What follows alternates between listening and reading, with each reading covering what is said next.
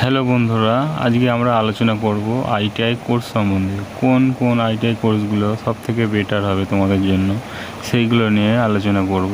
তো সবার আগে বলে রাখি, আমি একজন প্রাক্তন আইটিআই স্টুডেন্ট। আমি 2023-এর আগস্টের দিকে আমার কোর্স সম্পন্ন হয়েছে। তো বন্ধুরা, সেই ক্ষেত্রে আমি ভালো মতো বুঝতে পারবো যে কোন কোন আইটিআই কোর্সগুলোর ডিমান্ড আছে। তো বন্ধুরা, চলুন শুরু করি।